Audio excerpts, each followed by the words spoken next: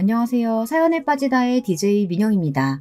오늘도 두 가지 사연 준비되어 있는데요. 첫 번째 사연 시작하기 전에 구독과 좋아요 잊지 마시고요. 그럼 오늘의 사연 바로 시작해 볼게요. 안녕하세요. 저는 작은 북카페를 운영하고 있는 내 아이의 엄마입니다. 작년 제일 큰아이가 대학생이 되었고 둘째가 공포의 고3 그리고 막내들이 질풍노도의 정점이라는 중2랍니다. 저를 만난 사람들은 그렇게 큰아이가 있냐고 놀라시는 분들도 많으세요. 그도 그럴 것이 첫애를 22살에 낳았거든요. 듣는 분들도 많이 놀라셨죠. 도대체 언제 결혼을 한 건가 싶은 생각도 드실 겁니다. 남편을 처음 만난 것은 대학에서였어요. 과 미팅에 나갔다가 당시 복학생이었던 남편을 만났죠. 말도 재미있게 잘하고 함께 있으면 웃는 일도 많았어요. 그 나이 연애가 그렇듯 결혼을 생각하고 만난 사이는 아니었어요. 그저 좋은 감정만 키우고 있었죠. 그러다 친구들끼리 여행을 같이 갔는데 거기서 그만 사고를 친 겁니다. 이렇게 말하면 첫애가 섭섭할 수도 있겠네요. 하지만 당시에는 저희 가족들에게 큰 사고나 다름없었어요. 생각해보세요. 눈에 넣어도 아프지 않을 딸이 덜컥 임신을 했다는 이야기와 함께 결혼을 하겠다고 나서니 가족들이 얼마나 기가 찼겠습니까? 그것도 늦둥이 딸이 말입니다. 오빠랑 제가 7살 차이였거든요. 당연히 부모님과 오빠는 반대하고 나섰죠. 친정아버지는 당장이라도 남편을 가만두지 않겠다고 난리가 났고 오빠는 듣자마자 단호하게 아이를 지우라고 했어요. 저는 그래도 남편을 한 번은 좀 만나보라고 정말 좋은 사람이라고 이야기를 했어요. 가족들은 미심쩍은 얼굴을 하며 한 번은 집으로 데리고 오라고 하더라고요. 남편은 떨리는 마음으로 저를 따라 집으로 왔습니다. 남편은 입구에서부터 입을 떡하고 벌리더니 저더러 여기가 집이냐고 묻더라고요. 할아버지 때부터 살던 집이다 보니 겉에서 보기에는 규모가 좀 있었거든요. 남편이 집 안으로 들어오자마자 오빠와 부모님께서 기다리고 있었어요. 거기다 이모까지 오셔서는 흡사 네가 얼마나 잘났나 두고 보자 그런 눈빛으로 바라보고 있었죠. 얼굴이 화끈거리더라고요. 아무리 그래도 첫 인사를 온 사람을 그렇게 보다뇨. 아마 남편은 바늘방석에 앉아있는 기분이 아니었을까 싶어요. 눈에 레이저가 나올 것 같은 얼굴로 식탁에 앉아있는데 어느 누가 밥이 입으로 넘어가겠어요. 그렇게 환장할 첫 인사를 마치고 남편을 보내고 나서 저는 부모님께 너무했다고 화를 냈어요. 아무리 마음에 안 들어도 처음 인사 온 자리예요. 그런 얼굴로 보실 건 아니잖아요. 욕하고 쫓아내지 않은 것만으로도 다행인 줄 알아야지. 너는 도대체 뭘 보고 좋다고? 아이고, 내가 못 살아. 얼굴 딱 보니 너 고생길 훤하게 열리게 생겼는데 꼭 결혼을 해야겠어? 아직은 네 나이 어려. 그냥 포기하면 안 되겠니? 저는 어떻게 그런 말씀을 하실 수 있느냐고 화를 냈지만 친정 식구들은 눈 하나 깜빡하지 않았죠. 오히려 처음 이야기를 들었을 때보다도 더 격렬하게 반대를 하시더라고요. 우리 가족뿐만이 아니었어요. 지방에 있으신 이모까지 올라오신 것도 기가 차는 일인데 이모가 아예 앞장서서 남편을 욕하더라고요. 생긴 것을 봐도 뺀질거린다며 저런 인간이 결혼을 하면 마누라 고생시키는 관상이라고 하는데 괜히 울컥하더라고요. 저는 소리를 높여 저한테 잘해주는 좋은 사람이며 보이는 것이 전부는 아니라고 말했어요. 말 같지도 않은 소리. 그놈 관상이 딱 봐도 너만 죽어라 고생시킬 얼굴인데 왜 결혼을 하겠다고 난리야? 아버지야말로 이상한 소리 하지 마세요. 아니 반대 이유가 그럴싸해야 저도 수긍을 하죠. 고생시키게 생겼다니 그게 무슨 말이세요? 엄마 아빠 나이 되면 그런 것들도 보인다니까. 그리고 아직 대학 졸업도 안 했다며 미래가 있는 것도 아니잖아. 이렇게 창창한 나이에 네 공부도 있는데 무슨 생각으로 출산에 결혼이야. 결혼하고 아이 낳은 그 이후에도 충분히 공부 끝날 수 있어요. 그리고 오빠도 대학 졸업하고 자기가 어떻게 할지 계획이 다 있다고요. 인생이 계획대로 풀리는 줄 알아? 입만 털고 있는 놈인지 누가 알아? 오빠가 그 일에 대해서 뭘 안다고 그렇게 말해. 한 번밖에 못 봤잖아. 찍어 먹어봐야 똥인지 된장인지 안다니? 다짜고짜 임신부터 시킨 놈이 무슨. 하긴 너나 그놈이나 도찐 개찐이지. 누구를 탓해. 똑같으니까 이런 사고나 생기지. 세상에 새파랗게 어린 것이 무슨 배짱으로 임신부터 했다는 소린지. 정말 천지가 개벽할 노릇이다. 무서울 정도의 가족 반대에도 남편은 태어났어요. 오히려 괜찮다고 웃기만 하더라고요. 충분히 그럴 수 있는 상황이라고 하며 시간이 좀 필요한 일 아니겠냐며 속상해하는 저를 다독여 주었죠. 친정과는 다르게 시댁에서는 무척이나 저를 반겨주셨어요.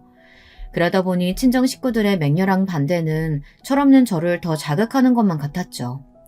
결국 죽어도 남편과 결혼하겠다고 우기던 저는 친정과 등을 지게 되었어요. 나 같아도 귀한 막내딸이 애가 져서 대학 졸업도 안 하고 결혼부터 한다 하면 싫다 하시지. 그러니 너무 속상해하지 말고 아기 낳고 키우다 보면 이해해 주시겠지.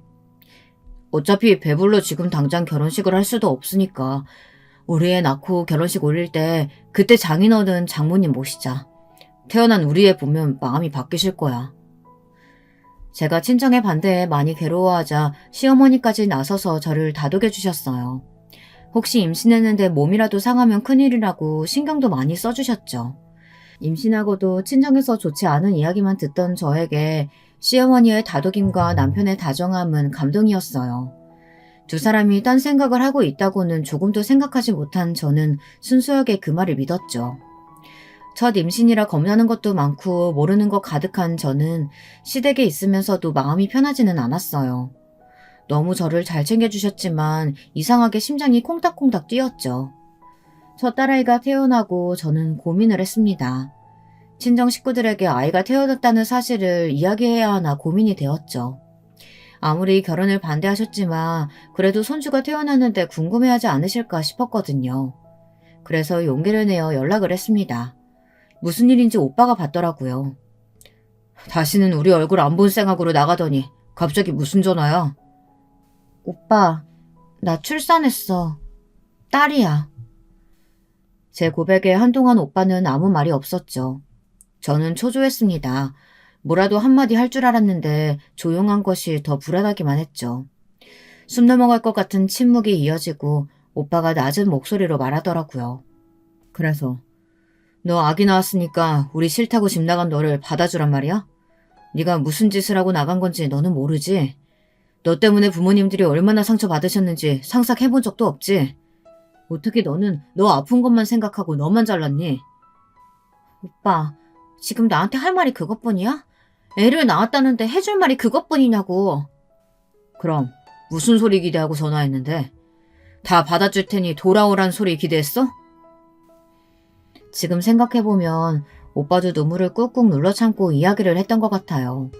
나중에 알았지만 제가 애를 낳았다는 말에 혼자서 얼마나 힘들고 고생했을까 싶은 생각이 들어 울컥했던 마음을 가라앉히려고 부단히도 노력을 했다고 하더라고요. 그래서 말도 못하고 가만히 전화만 붙들고 있었다는 것을 한참 뒤에야 알았죠. 하지만 당시 전화기 너머로 듣고 있던 저는 너무도 냉담한 반응에 속상한 마음이 들었어요. 오빠의 마음 따위는 조금도 생각하지 못했죠. 그저 서운하고 원망 섞인 마음만 들어 오빠에게 앞으로 절대 연락하지 않을 테니 죽었다 생각하란 말만 남기고 전화를 확 끊어버렸답니다. 며칠 뒤 남편은 제게 친정에 전화를 했었느냐고 묻더군요.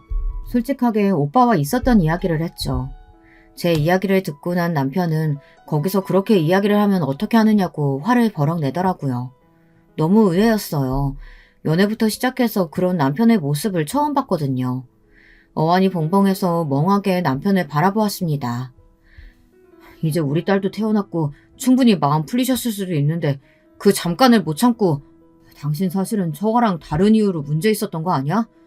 듣기 싫은 말 듣더라도 잠깐이면 되는데. 나도 왜 처음에는 참으려고 했었어. 그런데 그렇게까지 화를 내시는데 그럼 거기다가 뭐라고 해.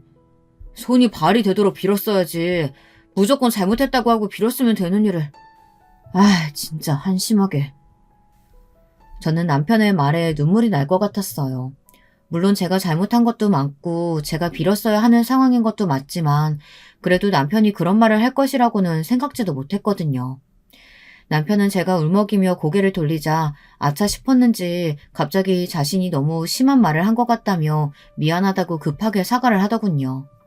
그렇게까지 말할 생각은 아니었다면서 처가에 사위로 인정받고 싶은 마음이 컸기 때문이라고 미안하다는 말로 저를 달랬습니다. 저는 섭섭한 마음에 입을 꾹 다물었어요. 남편은 어떻게든 제 기분을 풀어주려고 애쓰더군요. 그때 눈치를 챘어야 했는데 눈치가 없던 저는 당시 왜 남편이 그렇게 화를 냈었는지에 대해 생각을 깊게 해보지 않았어요. 나중에 알았죠. 남편에게 다른 생각이 있었다는 사실을 말이에요. 육아를 시작한 저는 매일 잠도 이루지 못하고 혼자 있으면 자꾸 눈물만 나더라고요. 그러면서 문득 친정 어머니도 이런 마음으로 저를 기르셨구나 싶은 생각이 들었어요. 그리고 친정에 다시 전화를 걸고 싶은 충동이 들었습니다. 그런데 그 자존심이 뭐라고 죽은 줄 알라고 큰소리쳤던 것이 기억나서 좀처럼 용기가 나지 않았습니다.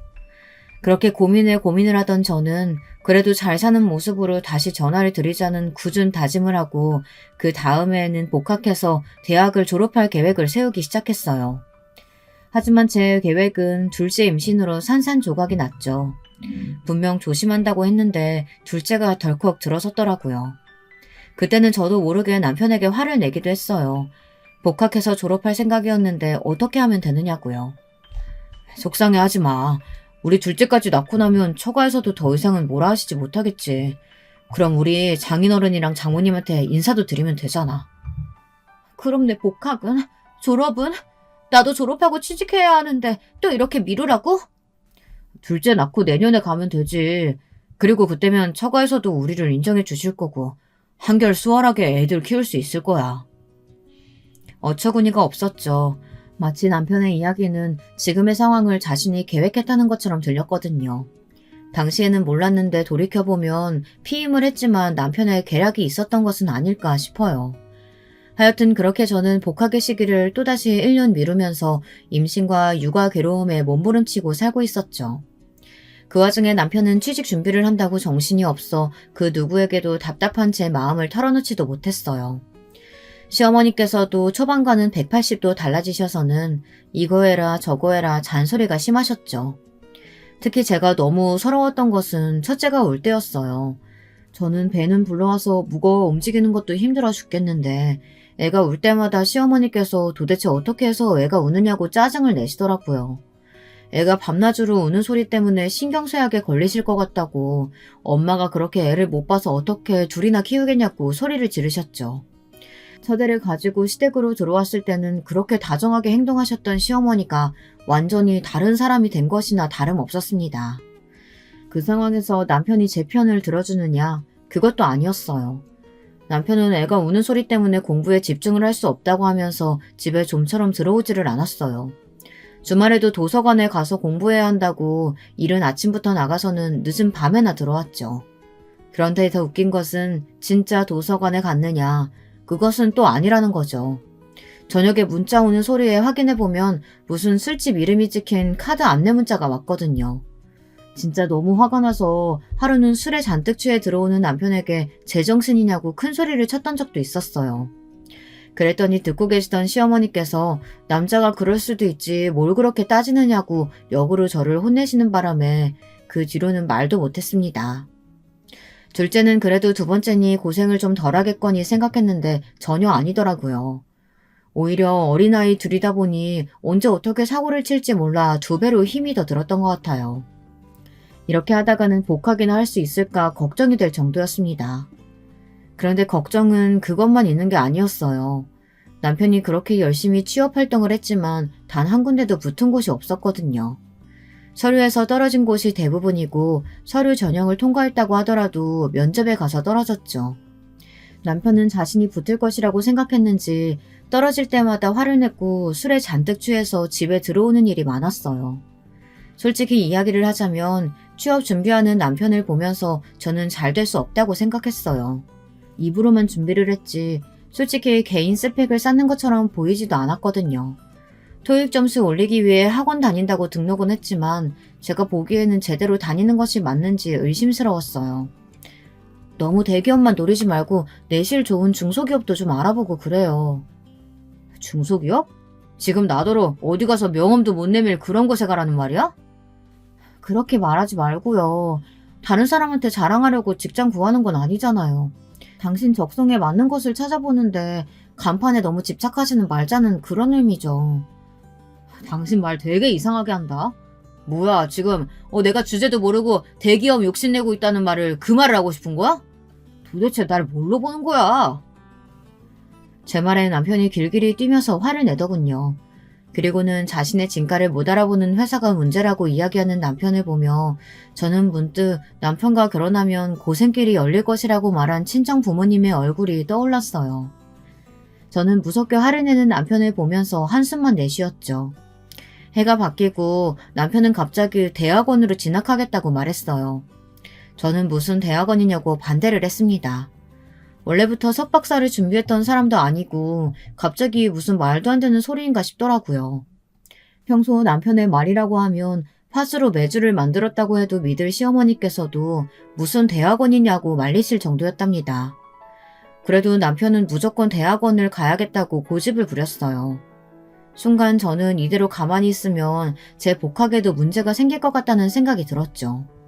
아니나 다를까 제가 대학 복학을 해야 하는데 둘 다 학교를 다니는 것은 힘들지 않겠느냐는 말에 남편은 저더러 꼭 대학을 가야 하느냐고 하더라고요. 저는 화가 치밀어 올랐지만 최대한 침착하게 말했습니다. 우리 약속이 있었잖아요. 첫애 퇴원하고 나서 복학할 수 있도록 해준다고. 그러다 둘째가 생겼을 때 그때 당신이 저한테 뭐라고 했어요? 둘째까지만 낳고 대학으로 돌아가서 공부할 수 있도록 지원해준다면서요. 그때랑 사정이 다르잖아. 내가 아직 졸업도 못했는데 당신이 학교 다니면 학비는 어떻게 하라고. 내가 취업해서 자리를 잡아야지. 대학원 간다면서. 그럼 나더러 당신 대학원 졸업하고 취업할 때까지 기다리란 말이에요? 침착하게 대화를 이어가고 싶었던 저는 결국 소리를 높였어요. 그런데 그때였어요. 남편이 충격적인 이야기를 아무렇지 않게 꺼냈어요. 그럼 당신 친정에 연락해서 내 자리 하나라도 만들어주던가. 아버님 연줄 이용하면 내 자리 하나는 금방 만들 것 같은데. 이번 기회에 애들 데리고 가서 소개도 시켜주면서 내 이야기 좀 해봐. 뭐라고요? 지금 그게 말이 된다고 생각해요? 당신이랑 결혼한다고 친정이랑 등 돌린 지가 언젠데 지금 나더러 뭘 하라고요? 내가 둘째 낳을 때 말했잖아. 둘째까지 생기고 나면 처가에서도 아무 말씀 못 하신다고. 그러니까 가서 좀 빌어봐.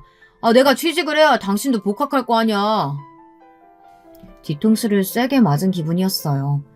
친정 부모님은 여기저기 체인점이 있는 음식점을 운영하고 계셨거든요. 그 중에서는 꽤나 고급스러운 곳도 있어서 단골로 오시는 분들이 기업의 회장님이나 국회의원들도 있으셨고요. 지나가는 말로 남편에게 그런 이야기를 했던 적이 있었는데 그 이야기를 지금 할 것이라고는 전혀 생각지도 못했죠. 남편은 그 덕을 좀 보려고 했는데 제가 쓸데없는 자존심만 내세워 자신의 앞길을 막는다고까지 하더군요. 정말이지 그동안 제가 뭘 보고 이 남자랑 결혼을 하려고 했는지 과거의 제 자신이 한심스럽고 부끄럽더라고요. 저는 그 길로 아이들을 데리고 집을 나왔습니다. 당연히 이혼하겠다고 소리를 지르고 말이죠.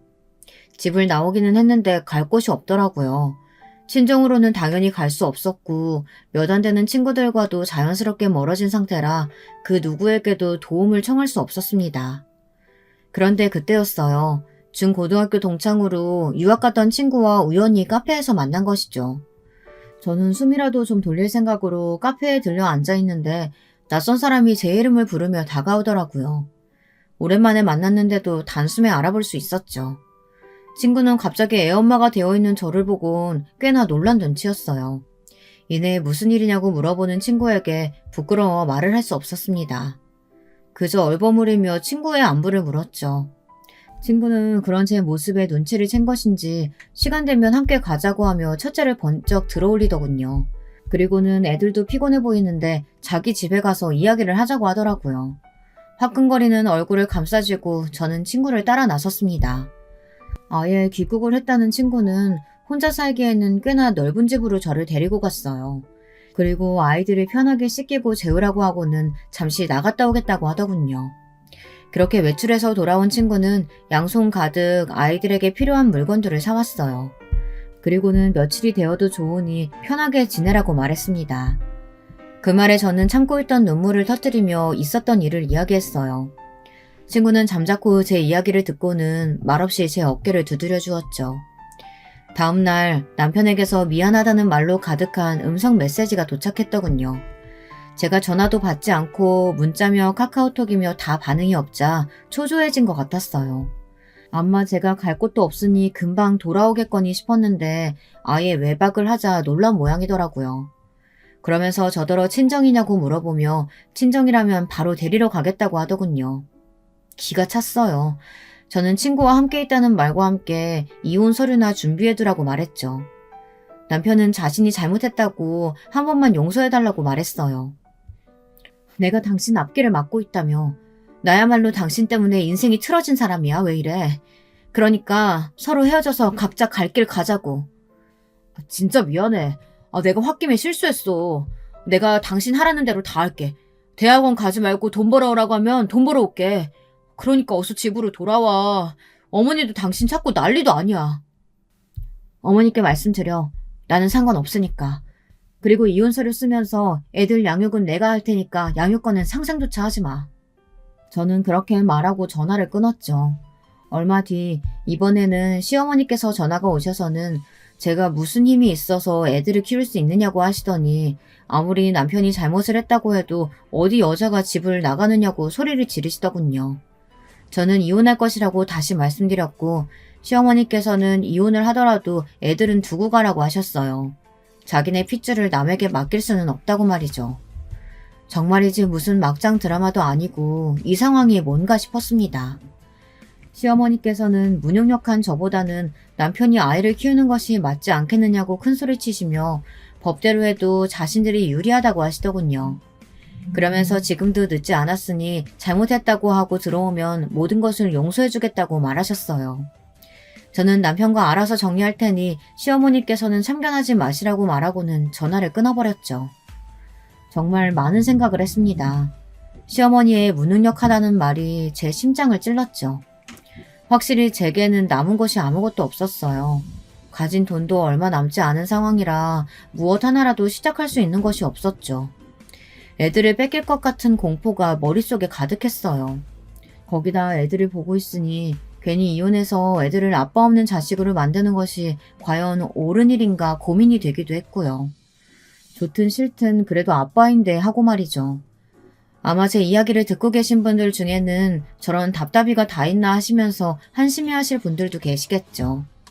하지만 저는 그 문제가 이혼하겠다는 제 결심을 흔들고 있었답니다. 저의 이야기를 듣고 난 친구는 뜬금없이 남편에게 일자리를 소개시켜 주겠다고 말했어요. 갑자기 꺼낸 이야기에 저는 머릿속이 하얗게 변했죠. 친구는 남편이 일자리를 가지면 저와의 분란도 자연스럽게 소멸되고 그럼 제가 이혼에 대해 고민할 필요도 없지 않겠느냐고 하더군요. 그리고 진짜 이혼의 결심이 섰다면 대학 졸업해서 취직한 뒤에 해도 늦지 않는다고 말이죠. 지금 당장이 어렵다면 시간을 좀 벌라는 친구였어요. 저는 독특한 친구의 관점에 할 말을 잃었습니다. 하지만 이런 저와는 반대로 친구는 너무나도 평온하면서 확신에 찬 얼굴을 하고 있었죠. 겨우 정신을 차린 저는 그런 식으로 생각해도 되겠구나 싶었어요. 하지만 친구에게 신세를 더 이상 지고 싶지는 않았죠. 친구는 고작 일자리 하나에 제가 편할 수 있다면 문제가 되지 않는다고 말하며 괜찮다고 웃었어요. 저는 오랜만에 만나 이렇게까지 친절을 베풀어주는 친구에게 너무 미안해서 견딜 수가 없었어요. 너는 잊고 있을지 모르겠지만 나는 한 번도 잊은 적이 없었거든. 너는 몰랐겠지만 중학교 때 나 왕따 당했었어. 너 전학 오기 전까지. 그런데 너 전학 와서 다른 애들이 말리는데도 아무렇지 않게 나한테 다가와서 같이 밥 먹자고 해주고 같이 숙제하자고 하고. 너는 모를걸? 그게 얼마나 고마웠는지. 그때는 그냥 네 그림이 좋아서 너랑 친하게 지내고 싶었을 뿐이었어. 그래, 너는 그런 마음이었겠지만 나한테는 아니었어. 나 사실 그때 학교도 다 그만두고 싶었거든. 그런데 네가 있어서 버틸 수 있었어. 지금 이렇게 어엿한 디자이너로 살고 있는 것도 다 네 덕분이고. 저는 너무 과장해서 말하는 것 아니냐고 했지만 친구는 전혀 아니라고 하며 자신의 도움을 거절하지 말아달라고 했죠. 그렇게 친구의 도움으로 남편은 한 패션 브랜드의 공장에 취직할 수 있었어요. 낙하산으로 공장장이라는 명칭까지 달고 말이죠. 처음에 그 이야기를 들었을 때 남편은 심드렁 하더니만 공장장 자리에 친구가 소개시켜준 곳이 대형 브랜드라는 것을 알고 나서는 얼굴이 싹 바뀌면서 제 앞에 무릎까지 꿇어가며 미안하다고 사과를 하더라고요. 속으로 참 가벼운 무릎이구나 생각하며 저는 남편의 사과를 받아들이는 척 했어요. 하지만 친구의 말처럼 언젠가 제가 능력만 되면 이혼해버리겠다고 다짐했죠. 다시 집으로 돌아가는 날, 친구는 제게 더 늦기 전에 친정에 연락을 하라고 말했어요. 더 늦어버리면 나중에 후회할 일이 많아진다고 말이죠. 이날의 이 충고를 저는 평생에 걸쳐 후회하고 또 후회했답니다. 시댁으로 돌아온 저는 남편의 직장이 멀리 있다는 핑계를 삼아 독립을 하자고 말했어요. 다행히 그 회사에서는 사택을 제공하고 있더라고요. 남편 역시 그게 좋겠다고 말했죠. 더 다행인 점이 있다면 사택이 제가 복학하려는 대학과도 가까웠답니다.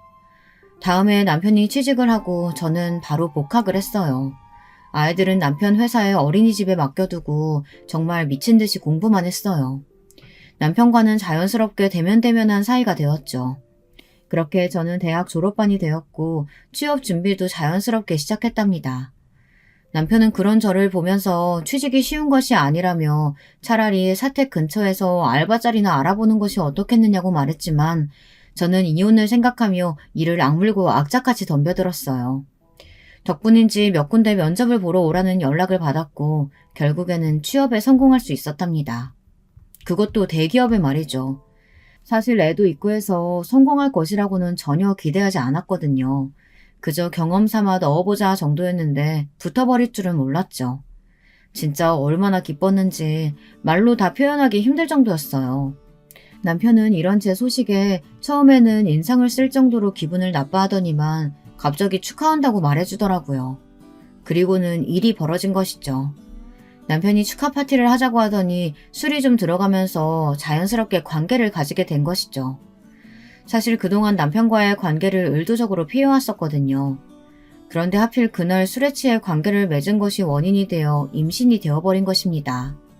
무슨 이런 말 같지도 않은 이런 일들이 우연하게 일어날 수 있나 미칠 것 같았어요. 거기다 쌍둥이라니. 저는 산부인과를 나오면서 길에 주저앉아 큰 소리로 울음을 터뜨렸답니다. 당연히 취직 합격은 없었던 일이 되었죠. 모든 것을 다 포기하고 싶은 심정이었어요. 그런데 제가 합격한 다른 회사에서 상관없다고 일을 하러 와줄 수 있느냐고 하더라고요. 출판사였는데 자기 회사에는 임산부들도 여럿 있다고 하며 편하게 일하러 오라고 하더라고요. 그래서 저는 냉큼 그곳으로 출근하기 시작했죠. 출판사를 다니면서 쌍둥이를 낳고 키우고 정말 최선을 다해 하루하루를 살아가고 있었습니다. 평화로운 일상이 이어지는 것 같았지만 사실 저희 가정은 금방이라도 깨질 것 같이 위험했어요. 남편이 도박에 손을 대기 시작했거든요. 처음에는 세미나를 갔다가 카지노에 가서 가볍게 즐겼다고 하더군요. 그런데 나중에는 친구들과 함께 정기적으로 카지노를 가기 시작하더니 나중에는 아예 월차니 연차까지 끌었으면서 도박장을 다니더라고요. 저 모르게 말이죠. 그런데 하루는 인상이 좋지 못한 두 남자가 출판사로 찾아와서 제게 돈을 갚으라고 하더라고요. 빌린 적도 없는 돈을 말이죠. 저는 무슨 말도 안 되는 소리를 하느냐며 돈을 빌린 적이 없다고 했더니 남편이 제 이름으로 사채를 썼다고 하더라고요. 정신이 혼미해지는 것 같았어요. 비틀거리는 몸을 겨우 추스르고 언제 얼마나 빌렸는지 물었죠. 도박장에서 빌린 돈이라 하면서 이자까지 포함해서 1,000만 원이라고 했습니다. 믿겨지시나요? 1,000만 원이요.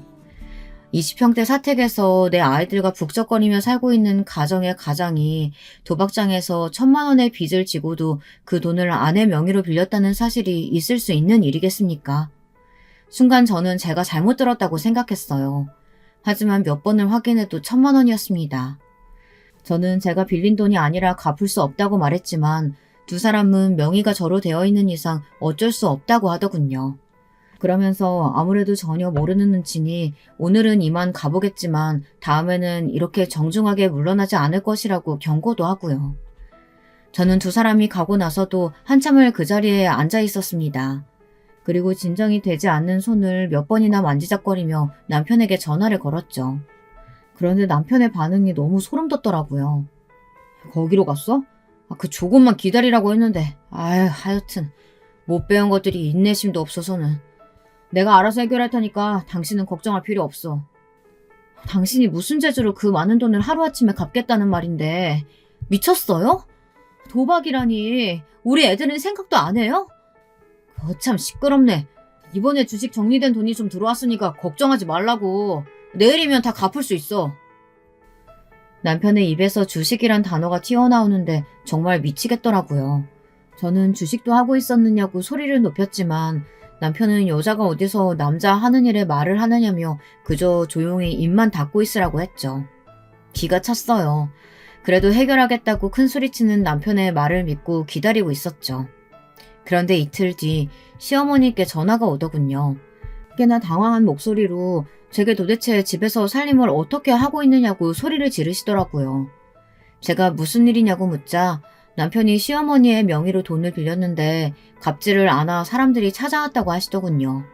저에게 찾아온 사람들과는 다른 사람인지 집에 들어와서는 겁을 잔뜩 주고 갔다고 하셨어요. 도대체 너는 뭐 하는 물건이냐? 아니 집에서 살림을 어떻게 했길래 남자가 밖에서 빚을 지게 만들어? 무슨 소리세요? 그 빚 다 어머님 아들이 도박하다가 생긴 빚인데요. 도박? 내 아들이 그런 거 할 리가 있겠어? 내가 모른다고 어디서 거짓말하고 있어? 너 나가 살기 시작하더니 아주 내 머리 꼭대기에 앉으려고 하는구나. 제가 이런 일로 어머니께 거짓말을 뭐하러 하겠어요. 제 회사에도 찾아왔었어요.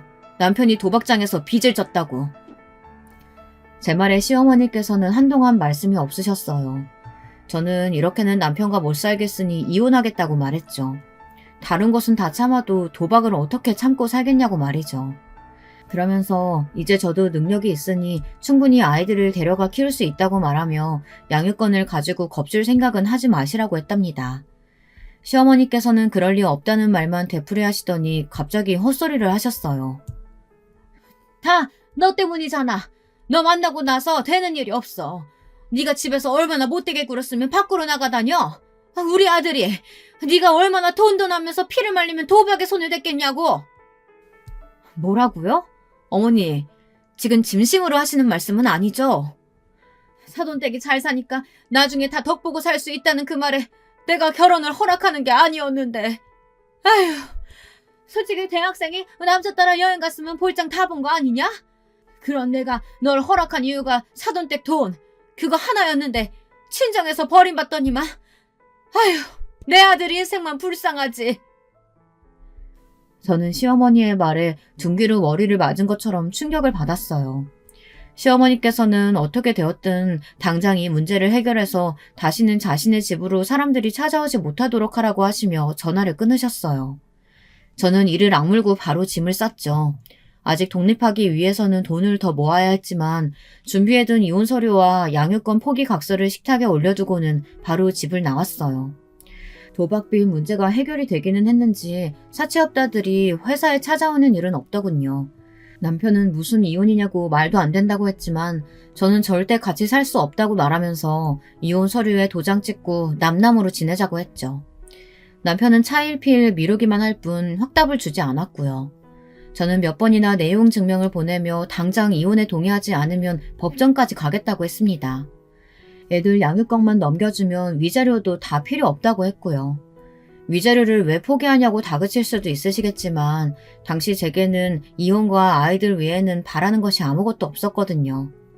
결국 남편은 이혼에 동의했고 저희는 결혼한 지 13년 만에 이혼을 하게 되었답니다. 비록 이혼을 하기는 했지만 여전히 남편은 애들의 아빠였기에 일주일에 몇 번은 아이들과 시간을 보내는 것에 흔쾌히 동의했어요. 얼마 뒤 남편은 친구가 소개시켜준 일을 그만두고 다른 일을 시작했다고 하더라고요. 저는 그런가 보다 했죠. 이제 무슨 일을 하든 저하고 아무 상관도 없으니까요. 제 앞가림만 하면서 애들 키우는데도 힘든데 뭐하러 그런 인간까지 신경을 쓰겠어요. 그렇게 하루가 1년 같은 바쁜 나날들이 이어졌어요. 남편은 가끔이지만 바쁜 저를 대신해서 애들을 챙겨주러 집에 오기도 했는데요. 처음에는 그런 상황이 불편했는데 몇 번 반복되다 보니 익숙해지기 시작했어요. 쌍둥이들이 저 없을 때 아프면 저 대신 병원에 데려다 주기도 했고요. 그러다 보니 집에 드나드는 일이 늘었죠. 회사 동료는 그러다 다시 합치는 것은 아니냐고 했지만 저는 죽어도 그런 일은 없다고 단호하게 말했어요. 그럴 마음이 정말이지 눈꼽만큼도 없다고 말이죠. 아마 남편은 그런 마음이 있었던 것 같아요. 하루는 첫째랑 둘째가 묻더라고요. 엄마는 아빠랑 다시 합칠 생각 있으세요? 무슨 그런 말을 해, 갑자기. 누가 뭐라고 그래? 아니, 아빠가 전화하는 거 들었는데 아무래도 엄마가 자기 받아줄 것 같다고. 이대로만 가면 합치는 건 문제가 아니라고 하던데? 절대 그런 일은 없어. 아빠가 헛소리 하는 거야. 저는 어이가 없었지만 아이들에게 확실하게 말해주었어요. 이제 중학생이 되는 아이들을 붙들고 이런 말 하는 제가 어이가 없었지만 그래도 얼버무리고 싶지는 않았어요. 아이들에게 왜 남편과 이혼했는지에 대해서 이미 이야기를 해두었기 때문에 아이들은 이런 제 반응에 순순히 고개를 끄덕였답니다. 그날의 이야기를 아이들이 남편에게 했는지는 몰라도 한동안 남편은 얼굴을 보이지 않았어요. 몇 달이 지나고 나서야 다시 나타난 남편은 아무렇지 않게 전과 같이 행동했죠. 다만 집에 오는 일은 없었어요. 그렇게 7년이란 세월이 흘렀죠. 남편에 대한 원망도 어느 정도 희석되어 가고 있었어요. 아이들 문제가 항상 중간에 있다 보니 이제는 친구 같은 사이가 되었죠. 그러던 어느 날 사고가 터져버린 것이에요. 그날은 첫아이가 대학 합격 소식을 전해온 날이었어요. 첫아이는 판사가 꿈이라고 하며 정말 죽어라 공부했거든요. 덕분에 고려대 자유전공학부에 합격했죠. 그래서 가족들끼리 모여서 밥을 먹자고 했는데 그 자리에 남편도 초대를 했거든요. 남편도 딸아이의 대학 합격 소식에 꽤나 들뜬 모양이었어요. 기분 좋게 식사를 하고 난 다음 날이었죠. 저는 딸아이 등록금을 낼 생각으로 어플을 켰는데 통장에 돈이 없더라고요. 이게 무슨 일인가 싶어 바로 은행으로 달려갔어요. 은행에서는 오전에 인출이 있었다고 하더군요. 저는 어처구니가 없어 집으로 가서는 통장을 찾았어요. 서랍 곳곳을 뒤졌지만 통장이 보이질 않았죠. 그뿐만이 아니었어요. 다른 아이들의 등록금 통장도 없더라고요. 집안 곳곳을 찾아보았지만 헛수고였죠. 그런데 문득 남편의 얼굴이 떠올랐어요. 평소보다 많이 피곤해 보이던 얼굴에 저는 설마를 중얼거리며 남편에게 전화를 걸었죠. 통장? 애들 명의로 된 거 말이지? 내가 좀 급해서 가져왔어. 쓰고 채워둘 테니까 너무 걱정하지 마. 미쳤어? 이거 엄연히 도둑질이야. 내가 애들 몫으로 모아둔 돈을 당신이 뭔데 가져간다는 거야? 경찰에 신고하기 전에 당장 가져와. 그 돈이 어떤 돈인데? 애들 대학 등록금이고 유학 자금으로 모아둔 거라고. 유학은 무슨. 앞으로 어떻게 될 줄 알고 유학 자금이래. 내가 지금 급하다고 말했잖아. 금방 채워준다니까. 저는 당장 큰아이 등록금 내야 하는데 무슨 헛소리냐고 가져오라고 소리를 질렀어요. 남편은 등록금을 무슨 벌써 내느냐고 하더니 그 몇백이 없어서 자기한테 전화를 걸었느냐고 하더군요. 자기도 그 돈이 없어서 통장을 훔쳐간 주제에 그게 무슨 헛소리인지. 저는 비밀번호는 어떻게 알았으며 언제 가져갔느냐고 따졌어요. 남편은 애들 통장인데 비밀번호야 뻔한 건 아니겠냐고 하면서 축하 파티에서 슬쩍 했다고 당당하게 말했죠. 화가 머리끝까지 났던 저는 그 한마디에 온몸에 힘이 다 빠지는 것 같았어요. 저는 이렇게 화를 내고 있는데 오히려 영문을 모르겠다는 남편의 반응에 지금 뭐하러 내가 화를 내고 있나 싶더라고요. 저는 다른 거 필요 없으니 그저 당장 돈을 돌려달라고 말했어요. 하지만 남편은 이미 다 쓰고 없다고 하더라고요.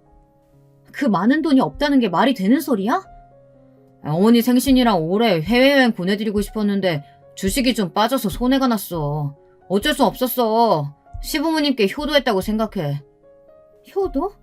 당신이랑 나랑 이혼한 지가 언젠데 내가 당신 부모한테 효도를 해야 되는데 미치려면 곱게 미쳐. 어떻게 아빠라는 인간이 자식 등록금을 빼서 그딴 곳에 써? 야, 아무리 우리가 이혼을 해도 한 번 시부모님은 영원한 시부모님이야. 말 그따위로밖에 못해? 그리고 내가 돈 돌려준다고 하잖아. 특급 정보 물었으니까 딱 기다리고 있으라고. 한 달이면 되니까. 한 달 같은 소리 하네. 당장 등록금 넣어야 한다니까? 남편은 그런 저에게 사채를 좀 빌려 쓰고 있으라고 하더니 작전이 잘 먹혀 들어가면 자신이 가져간 돈의 몇 배는 돌려받을 수 있다며 시끄럽게 하지 말고 전화를 끊으라고 하더라고요. 전화를 끊고 저는 이 일을 어떻게 해야 하는지 갈피를 잡을 수 없었어요. 당장 해결해야 하는데 제가 할 수 있는 것은 아무것도 없구나 싶었죠. 그래도 딸아이 등록금은 어떻게 해야겠다 싶어 발을 동동 구르며 알아보기 시작했어요. 눈물이 날 것 같았죠. 그 와중에 남편에게 도대체 어떻게 복수를 해줘야 할까라는 생각이 머릿속을 채우고 있었답니다. 그때였죠. 터덜터덜 길을 걸어오는데 누군가 저를 부르더군요. 너무나도 그립고도 미안한 목소리였어요. 고개를 들어 소리나는 방향을 바라본 저는 두 눈을 의심하고 말았답니다. 집 앞에서 오빠가 저를 바라보고 있더라고요. 저는 그 자리에서 한 걸음도 움직이지 못했어요. 어디 갔다 오냐? 한참은 기다렸는데. 여길 어떻게 알고? 네 친구가 연락했더구나. 너한테 큰 문제가 생겼는데 아무래도 내 도움이 필요할 것 같다고. 저는 할 말을 잃고 가만히 발끝만 바라보았어요. 제가 무슨 얼굴로 오빠를 마주할 수 있겠어요. 오빠는 가만히 제게 다가와서는 떨리는 손으로 제 손을 잡아주셨어요. 그러면서 하나도 안 변했다고 중얼거리면서 보고 싶었다고 말했죠. 저는 눈물이 왈칵 쏟아졌어요. 부모님은 건강하시지? 연락 못 받았니? 7년 전에 돌아가셨다. 그게 무슨 말이야? 돌아가시다니? 왜 나한테 연락도 안 주고? 연락했다. 네 남편이란 놈이 말 안 하지? 너한테 연락이 안 돼서 그놈한테 말했는데. 저는 정신이 번쩍 들었어요. 이혼하면서 제가 전화번호를 싹 다 바꿨는데 아무래도 그 이유였던 것 같아요. 저는 그런 이야기는 전혀 들어보지도 못했다고 말했고 오빠는 얼굴이 벌겋게 될 정도로 화를 내기 시작하셨죠. 저는 이 모든 것이 남편 때문이라는 것에 뒷목을 잡을 정도로 충격을 받았습니다. 결국은 바닥에 주저앉아 대성통곡을 시작했죠. 한참을 화를 내시던 오빠는 우는 저를 꼭 안아주셨고요. 조금 진정이 된 저는 오빠를 데리고 집 안으로 들어갔습니다. 오빠는 신기한 듯 집안을 둘러보시며 아이들 사진을 보시곤 눈을 떼지 못하셨어요. 특히 첫째를 보고는 저 어릴 때랑 똑 닮았다고 하면서 웃으셨어요. 자리에 앉자마자 오빠는 무슨 일인지 이야기를 해보라고 했죠. 망설이던 저는 딸아이 등록금 사건을 더듬거리며 이야기했어요. 이야기가 이어지는 도중에 몇 번이나 오빠는 자리에서 일어났다 앉았다를 반복하셨죠. 제 이야기가 끝나자마자 오빠는 등록금부터 해결하자고 하시고는 어디론가 전화를 걸었습니다. 그리고는 금방 등록금은 해결되었으며 앞으로도 자신이 책임질 테니 걱정하지 말라고 하셨죠. 검사 출신의 오빠는 우리 첫째가 오빠와 같은 길을 가려는 모습이 꽤나 자랑스러운 눈치셨어요. 하지만 문제는 그게 아니잖아요. 이 일의 원흉을 어떻게 그냥 넘어갈 수 있겠어요. 그건 그렇고요, 오빠. 그 사람 절대 용서 못해요. 부모님 장례식도 못 가게 만든 그 인간. 제가 어떻게 용서해요. 우리 애들 등록금 빼서 시부모님 여행이나 보내드리고 주식에 넣는 인간이 어떻게 애들 아빠겠어요? 죽여도 시원치 않을 인간. 절대 그냥 못 넘어가요. 그건 당연하지. 나도 절대 이대로 넘어갈 생각 없다. 저는 오빠에게 남편이 흘렸던 주식 작전 이야기를 전했어요. 가만히 듣고 있던 오빠는 알아서 해결하겠다고 제게 남편과의 모든 연결고리를 끊어야 한다고 말하며 짐을 챙겨 본가로 가자고 말하더라고요. 그리고 앞으로 절대 남편과 만나지 말라고 선을 그었어요. 혹시나 연락이 오더라도 받지 말라고 했죠. 그리고 남편이 가져간 등록금은 신고부터 하자고 하더라고요. 저는 아이들 생각으로 잠시 멈칫했지만 이번만큼은 절대 물러설 수 없다는 생각에 오빠가 시키는 대로 했어요. 모든 것은 일사천리로 이루어졌답니다. 아이들은 어리둥절하다가 모든 일에 관해 이야기를 하자 한숨을 내쉬며 제가 원하는 대로 하겠다고 했죠. 남편에게 다시 연락이 온 것은 얼마 되지 않았을 시점이었어요. 출판사로 찾아왔더군요.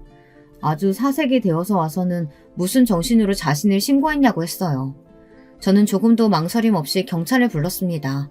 오빠와 약속했거든요. 남편은 갑자기 들이닥친 경찰들 손에 끌려나가면서 이대로 넘어갈 수 있을 줄 아느냐고 소리를 질렀지만 저는 눈길조차 주지 않았습니다. 그렇게 한 달이 흘렀을까요? 오빠 말로는 남편이 주식 사기 사건에 연루되어 있다고 알려주더군요. 그것도 주축이라고 해도 좋을 만큼의 자리말이죠. 오빠의 말에 의하면 규모가 커서 벌금으로 끝날 선이 아니라고 하더라고요. 저는 어떻게 되든 내 알바가 아니라는 생각에 그저 귓등으로 듣고 흘러버렸죠. 하지만 시어머니가 회사에 나타났을 때는 저도 더 이상은 참을 수 없었어요. 핏을 그렇게 자랑하시더니만 손주들 등록금으로 여행 다녀오신 기분이 어떠신가요? 고작 그 이유로 내 아들 신고했어? 그 몇 푼 된다고? 너랑 엮여서 그 고생을 했는데 여행 한번 못 보내준단 말이냐? 고생은 제가 했죠. 그놈 만나서 제 인생이 얼마나 꼬였는데요. 그리고 제가 뭐라고 효도를 해요. 내가 당신들이랑 무슨 관계가 있다고. 시어머니께서는 정신이 나갔느냐고 소리를 지르셨지만 저는 눈 하나 깜짝하지 않았죠. 그리고는 경찰을 부르기 전에 자기 발로 나가라고 하고는 당당하게 등을 돌려 나왔답니다. 그 이후로 남편은 징역을 살게 되었어요. 시아버지께서는 충격으로 병원에 입원하셨다고 들었고요.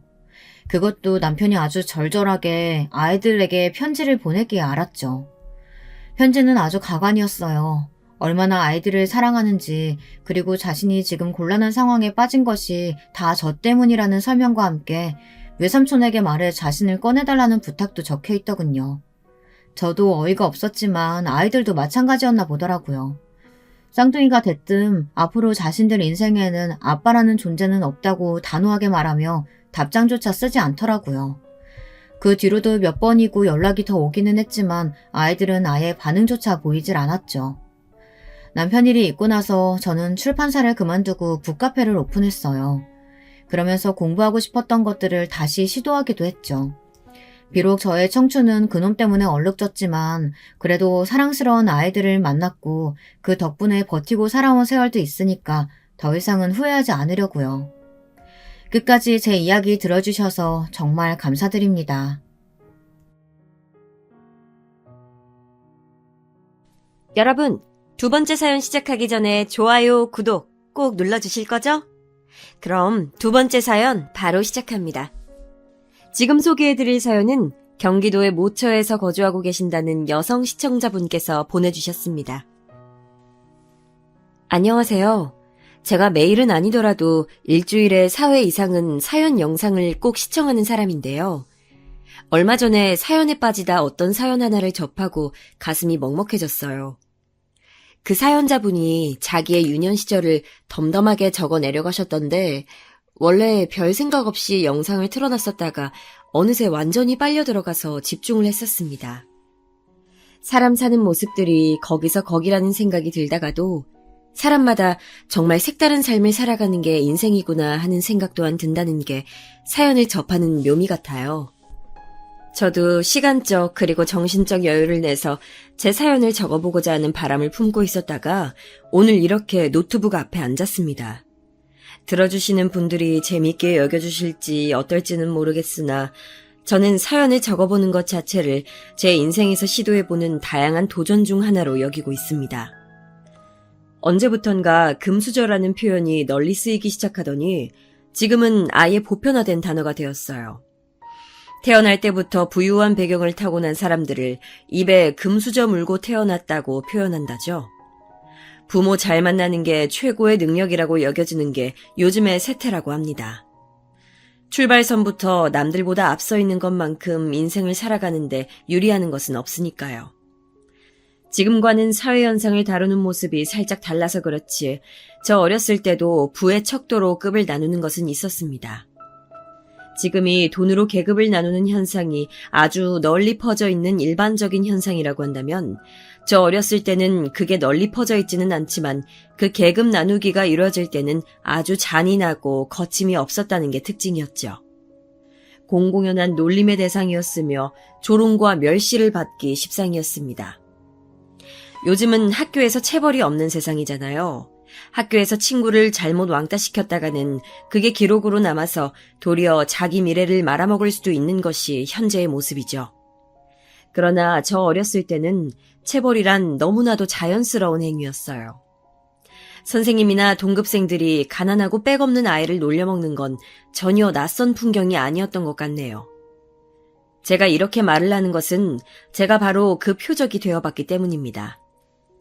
부잣집에서 태어나 살아간다는 건 도대체 어떤 걸까?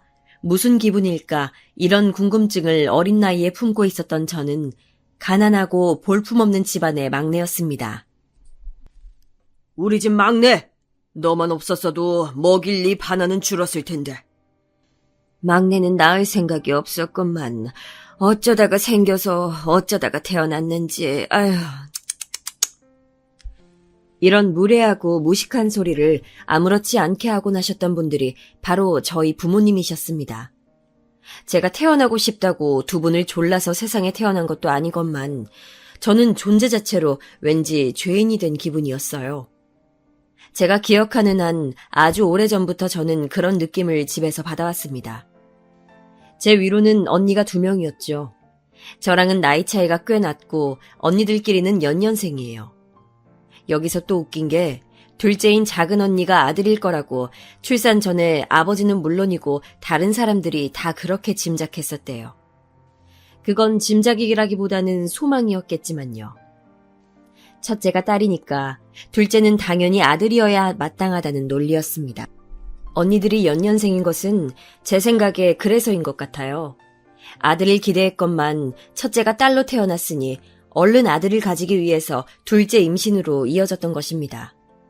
저만의 추측이지만 언니들도 이렇게 생각을 하고 있던 것으로 봐서는 정황상 확실했네요. 이런 비람아가 둘째도 딸을 낳으면 뭐 어쩌라는 거야? 부모님을 뵐 면목이 없어. 나라고 딸을 낳고 싶어서 낳은 것도 아닌데 나도 아들을 낳고 싶었다고요. 뱃속에 있는 동안 이번엔 아들일 거라고 믿었건만 또 딸이 태어난 걸 그래서 나보고 어쩌라는 거예요? 도로 배에다가 집어넣을까? 에라이, 하여간 난 모르겠으니까 당신이 딸 2명 다 알아서 잘 키워보라고. 나는 딸만 2 가질 생각은 추호도 없이 가정을 꾸린 사람이니까 이 사태를 당신이 책임져야 할 거야. 작은 언니가 태어나고 나서 부모님이 그렇게나 자주 다투셨대요. 아버지께서는 걸핏하면 집을 나가겠다며 협박조로 으름장을 놓으셨죠. 저희 큰언니는 불운하게 집안을 잘못 타고난 사람이에요. 왜냐하면 타고난 머리 자체가 좋거든요. 그래서 기억력도 상당히 뛰어납니다. 가난한 데다가 무식하기까지 한 집안에서 태어나지만 않았어도 공부 쪽으로 성공했을지도 모르죠.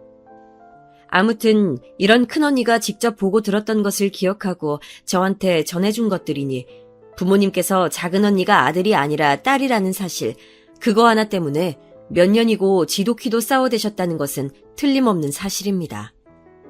작은 언니는 솔직히 말해서 성격이 글러먹었어요. 속된 말로 성격이 정말 지랄 맞습니다. 저는 그래서 어릴 적부터 작은 언니를 굉장히 무서워하면서도 동시에 싫어했는데 부모님께서 작은 언니를 두고 설왕설래를 해가시며 자주 싸우셨다는 비화를 나중에 알고서는 그때부터는 작은 언니를 덜 싫어하게 됐었죠. 모르긴 몰라도 부모님의 그 무례하기 짝이 없는 언사가 작은 언니의 성격을 더럽힌 게 분명해 보였거든요.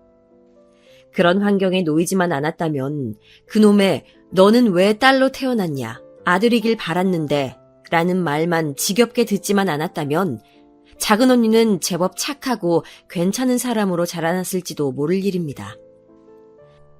작은 언니가 다 크고 나서 어느 날 술주정을 실컷 하고 계셨던 아버지한테 그랬어요. 술 좀 그만 쳐드세요. 가뜩이나 막 떼어 먹으신 분이 술까지 그렇게 드셔서 뇌세포가 남아나질 않게 되면 어떡해요? 자식들은 그런 부친 따위 부양할 능력 없으니까 알아서 정도껏 망가지시죠. 너 지금 뭐라고 짓거렸어? 계집애 주제에 나이만 차서는 쓸데없이 혓바닥만 길어졌구나. 네가 아들로 태어났어야 했는데 그때 하필 딸로 태어나는 바람에 우리 집안에 마가 꼈어. 너는 항상 주변을 부정타게 만든다고. 이 쓸모없는 계집딸 같으니. 아버지는 참 개소리를 다채롭게 하시는 재주가 있으세요. 제가 왜 아들이 아니라 딸로 태어났냐고요? 그건 바로 아버지 때문이죠.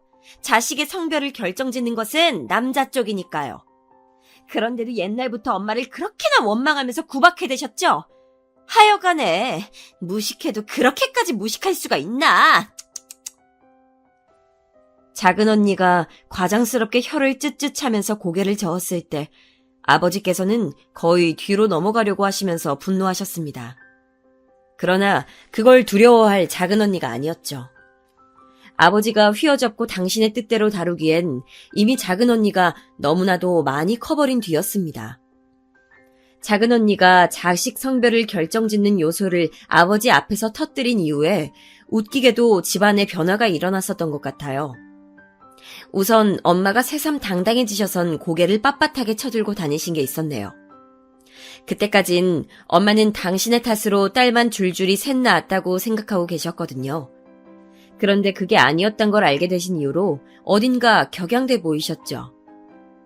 저는 다 커서 그런 지식까지 습득한 작은 언니가 대단해 보였습니다. 고등학교도 간신히 나온 주제에 그런 건 어떻게 알고 있나 싶었네요. 작업반장 이모가 알려주시더라. 그 이모의 조카가 서울대 다닌다잖아. 엘리트가 알려준 정보니까 정확하겠지. 아, 그랬구나. 아무튼 언니 대단하다. 아버지 앞에서 기죽지 않고 할 말 다 아는 사람은 언니뿐이야. 친척들이 혹시 아버지 무서워한다고 생각하는 건 아니지? 야, 똥이 무서워서 피하냐? 더러워서 피하지. 전부 다 못 배우고 가난한 사람들밖에 없는 양가 집안이지만 그럼에도 그 안에서 가장 질이 나쁜 사람이 누구다? 바로 우리 아버지다. 그러니까 다들 상종하기 싫어하는 거야. 너는 그냥 아버지 생각 자체를 하지 말고 최대한 무시하면서 공부나 해. 내가 보니까 우리 집은 너 아니면 가망 없다. 그런데 언니, 나는 그래봤자 성적이 늘 반에서 중간밖에 안 가는데. 바닥을 기는 것도 아니고 중간이면 해볼만 하지. 너 쓸데없는 데 관심 갖지 말고 무조건 공부나 해. 알았어? 언니들은 공부와 담을 쌓고 살았으면서 왜 저한테만 공부를 강요했던 것인지 그때는 미처 알지 못했었죠. 큰언니는 머리가 제법 좋았고 공부도 꽤 했었지만 집안의 형편이 너무나도 안 좋았기에 일찌감치 대학의 꿈은 접어두었으며 무작정 돈을 벌기 위해 사회생활에 뛰어들었다는 사실을요. 그리고 어렸을 때부터 안 들어도 될 모진 소리를 다 들어가며 커버린 작은 언니는 공부에 온전히 집중할 성정도 아니었고 역시나 큰언니처럼 마찬가지로 가난한 집구석에 환멸을 느끼고 있었기 때문에 무조건 돈을 줬고자 하였습니다. 그랬던 언니들은 막둥이인 저를 보면서 너만은 다르게 살길이라는 소망을 품어주었죠. 지금 생각해보면 정말 고마운 것이었는데 당시에는 그런 깊은 뜻을 몰랐었다는 게 천추의 한입니다. 제가 태어났을 때 이미 언니들은 학교를 다니고 있었어요. 언니들이 저를 업어 키우다시피 하였습니다. 뒤늦게 가진 자식이 또 딸인데다가 가난을 헤쳐갈 방도 따위는 보이지 않는 상황이었던 탓에 부모님께서는 저의 탄생을 반기지 않아 하셨어요. 언니들이 없었다면 저는 영양실조를 앓는 아이가 되었을 것입니다. 처음에 부모님으로부터 너는 굳이 안 태어났어도 됐다. 괜히 태어나는 바람에 서로한테 좋지 않은 상황이 됐네. 이런 소리를 들었을 때는 충격이 컸고 엄청난 상처가 되었지만 나중에는 면역이 되었습니다. 저만 그런 소리를 듣고 자란 것이었다면 또 모르겠으나 언니들이 산증인으로서 우리 부모님은 그냥 원래 그러신 분들이다라고 말을 해주니까 안심이 되었던 것이죠. 아버지는 원래 중졸로 알고 있었으나 나중에 정확히 알고 보니까 초졸이셨습니다. 당시에는 국민학교였죠. 그리고 엄마가 중졸이셨습니다. 두 분 다 가난한 집안에서 태어나 자라셨으며 그냥 흘러가는 대로 살다가 서로를 만나서 살림을 차렸고 저희 세 자매를 낳으신 게 전부였습니다. 아버지께서는 일용직 현장을 전전하셨고 그 일이 정기적인 게 아니다 보니까 어느 때는 며칠을 집에 오시지도 않은 채 어디 먼 작업장에서 일을 하셨으며 또 어느 때는 일이 없어서 내도록 집에만 몇 날 며칠이고 그냥 계셨어요. 가난한 집구석이 넓을 리가 없었죠. 그래서 아버지께서 집에 계시는 내내 자연스레 눈치가 보였고 숨이 막혔습니다. 엄마는 작은 공장에 나가서 일을 하셨고요. 원래는 무슨 생산 라인에서 일을 하셨던 것으로 아는데 어쩌다 보니까 공장의 식당에서 일을 하는 것으로 옮겨가셨어요. 일은 무지하게 많았고 엄청나게 힘들었는데 돈은 쥐꼬리만하게 주는 것이 바로 그 공장의 식당 일이었다고 엄마가 훗날 여러 차례 곱씹으셨다고 합니다. 이것도 큰언니가 전해준 이야기예요.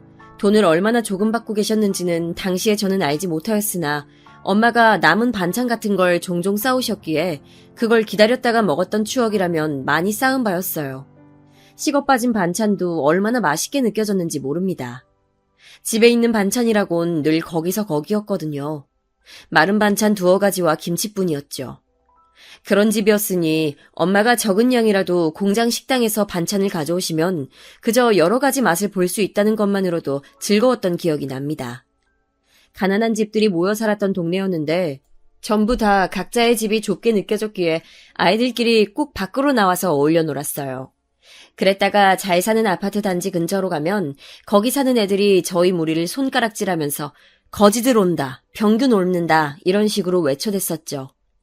자기들 딴에는 그것도 재밌는 놀이랍시고 그랬던 것일 거예요. 하지만 진짜로 거지마냥 가난했던 입장에서는 슬픈 일이었죠. 집에서는 할 수 있는 게 아무것도 없었기 때문에 밖을 하염없이 전전하면서 놀았던 기억이 나요. 남들 다 가보는 1년에 한 번 자기 생일에라도 가본다는 놀이공원을 저는 가본 적이 없었습니다. 학교에서 단체로 놀이공원에 갔을 때 그때가 제 인생 처음 경험하는 놀이공원이었죠. 가난은 자라나는 아이의 세상을 좁게 만든다는 걸 아시나요? 경험의 폭이 좁기도 하거니와 가난에 허덕이게 되면 당장의 의식주에만 집착하게 되기 때문에 다른 그림의 미래는 그리지 않게 됩니다. 내가 뭘 잘하고 뭘 하고 싶어 하는지 이런 것에 초점을 맞추지 않고 무작정 현재의 가난에만 초점을 맞추게 되죠. 이 가난에 순응할 것인가, 타협할 것인가, 저항할 것인가 이런 선택지만 두고 자라나게 되니까 애초에 부족함 없는 환경을 타고난 애들이랑은 세상을 바라보는 시각 자체가 다를 수밖에 없었던 거예요. 저는 그 사실을 성인이 되고 나서야 깨달았는데 저의 유년 시절이 너무나도 가엽게 느껴졌더랍니다. 내가 만약에 결혼을 하게 되고 또 자식을 낳게 된다면 그런 가난만은 물려주지 말아야지. 자신이 없다면 결혼을 하지 말아야겠다. 그런 다짐을 했을 때 제가 딱 20살이었어요. 가난하더라도 가족끼리 화목하고 행복하다면 그곳으로 돈이 줄 수 없는 충족감일 테지만 저희 집은 딱히 그렇지 못했다는 게 관건인 것 같아요. 언니들은 나쁘지 않았으나 딱 그 정도였어요. 저에게 살가운 존재들은 아니었고 자기들도 가난을 헤쳐나가며 살아남기에 바빴기 때문에 저를 봐줄 여력 따위는 없었다고 봐야 맞을 것입니다. 게다가 언니들은 부모님의 저급한 행태를 저보다 훨씬 더 이르게 더 많이 접해온 사람들이었기 때문에 도무지 이 가정에 마음을 쏟지 못했죠. 저는 알 수 있었어요. 언니들이 항상 이놈의 집구석을 하루빨리 뜨고 싶다는 열망으로 눈빛을 이글거리고 있었다는 사실을 말이죠. 아버지는 책임감이라든지 건실함과는 거리가 아주 먼 분이셨고 엄마는 당신의 안위만 살피시기에도 벅찬 분이셨습니다. 저희 집에는 여유라는 게 없었어요. 그게 물질적인 것을 가리키든 정신적인 것을 가리키든 간에 말이죠. 그렇다 보니 가족끼리 끈끈하지도 못하였고 각자 도생해서 살아남는 게 현실적인 방안이라는 생각 정도나 하면서 살았습니다. 부모님이 별것도 아닌 일로 크게 싸우시는 모습을 볼 때마다 저도 가족이란 함께 있으면 플러스가 아니라 마이너스가 되는 것이라는 확신을 했었던 것 같아요. 그랬기 때문에 결혼이나 아이를 갖는 것에 저는 회의적인 성인으로 자라났는데 놀랍게도 작은 언니가 결혼하겠다는 의사를 밝혀왔어요. 20대 중반의 나이가 아무리 여자라지만 결혼하기에는 조금 이른 건 아닐까 하는 생각이 들었지만 작은 언니의 뜻이 확고했습니다. 자기의 지랄맞은 성격을 받아주는 남자를 드디어 찾았는데 이 남자가 아니면 결혼을 못할 것만 같아서 놓칠 수 없다고 하더라고요. 아버지께서는 시집 보낼 돈 따위는 없다면서 작은 언니를 향해 배째라고 하셨습니다. 그러자 작은 언니는 필요 없다고 맞섰죠. 아버지의 도움이나 허락 따위는 필요하지 않다고 외치는 작은 언니를 보면서 저는 엄청 놀랐고 감명 또한 받았던 듯 싶네요. 뭔가 대단해 보였거든요. 그리고 엄마가 몰래 모아두셨던 돈을 작은 언니에게 건네셨습니다. 사실상 우리 집안의 현금 전부라고 할 수 있는 거야. 큰 도움은 안 될지 몰라도 요긴하게는 쓸 것 같아서 준다. 네가 언제 이렇게 다 커서 결혼까지 하겠다는 건지 세월이 참 야속하기까지 하네. 엄마, 내가 딸이니까 다행이죠? 내가 아들이었어 봐요. 그럼 장가 보내려고 돈이 곱절은 들어갔을 거야. 어디서 돈을 빌려야 했을 수도 있죠. 안 그래요? 너는 왜 이런 때 그런 얘기를 하고 그러니? 내가 옛날에 너 아들 아니고 딸이라고 구박했던 것 때문에 그래? 하여간 뒤끝은 심해가지고선. 그게 아니라요. 나는 지금 엄마 마음이 편해지시라고 일부러 이러는 건데? 엄마가 괜히 나한테 캥기는 거 있어서 순순히 전 재산 내놓으시는 거 내가 모를 줄 알고? 다 알죠? 엄마는 사실 속으로는 작은 언니한테 미안한 부분들이 되게 많았었나 봐요. 옛날에 모진 소리를 많이 하셨던 걸 내심 당신께서도 스스로 후회하고 계셨던 듯 싶더라고요. 작은 언니가 너스레를 떠니까 엄마는 민망해하면서 화제를 돌렸지만 그런 기색이란 걸 알아차릴 수 있었습니다. 그럼 혹시 엄마가 나한테도 미안해하고 있을까? 나한테 태어나지 않았어도 좋았을 뻔했다고 그런 말들을 하셨던 것도 후회하고 있을까?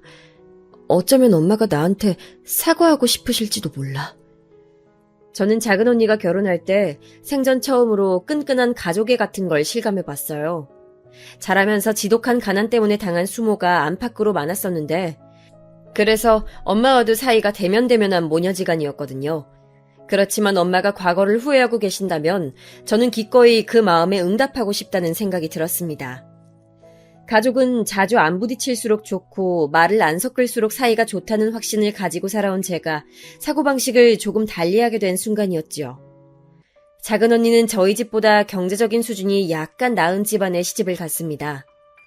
작은 형부는 공장에 다니고 계신 분이었는데 알고 보니까 그 공장이 작은 형부의 먼 친척 어르신 것이었어요. 나름의 빽이 있었다고 봐야겠죠. 작은 언니보다 4살이 많았으나 거의 동갑처럼 보였어요. 외모뿐만 아니라 행동하는 것도 그랬습니다. 작은 언니한테 거의 쩔쩔매고 끌려가는 작은 형부의 면모를 보면서 사람 인연이라는 게 반드시 존재하나 보다 이런 느낌을 받았더랬죠. 작은 언니의 말 맞다나 작은 형부 같은 사람이 아니면 그 다혈질 성격을 받아줄 남자는 거의 없을 것 같았거든요. 작은 언니가 무사히 결혼 생활을 시작한 이후 저는 엄마와 태어나서 처음으로 깊은 주제의 대화를 나눴습니다. 과거에 있었던 일들, 서로의 가슴에 비수를 꽂는 말을 했었던 사건이며 각종의 것들을 다 끄집어내서 엄마와 오랜 대화를 나누어 봤어요. 마주보고 앉아서 가족 얘기를 하는 것은 그때가 정말이지 처음이었습니다. 그만큼 소통이 단절되어 살아온 관계였었거든요. 사실은 가난보다도 힘들었던 것은 부모님이 나란 존재를 반겨주고 있지 않다는 걸 알게 되었다는 것이었죠. 제가 그렇게 털어놓았을 때 엄마가 우셨어요. 그리고는 저에게 미안하다고 하셨죠. 저는 제가 평생을 이 순간을 기다리면서 살아왔다는 걸 알게 되었습니다. 왜냐하면 엄마의 눈물을 보고 엄마의 사과를 받은 순간 제 모든 과거의 순간이 어둡고 침침했던 흑백에서 선명한 컬러로 전환이 되더라고요. 저도 엉엉 울면서 엄마를 무시하며 못되게 굴었던 순간들의 저를 털어놓으며 정식으로 사과를 드렸습니다. 입 밖으로 꺼내고 나니까 왜 그렇게 후련하던지요. 엄마와 편안한 모녀 관계가 된 이후에 그 변화에 참여한 것은 큰언니였어요. 똑똑했기 때문에 그만큼 서러움도 많이 끌어안고 살아야만 했던 사람이 바로 큰언니였습니다. 엄마는 용기를 내어 큰언니에게 먼저 손을 내미셨고 그것이 진심 어린 마음이라는 것을 안 큰언니도 그 손을 맞잡아 주었어요.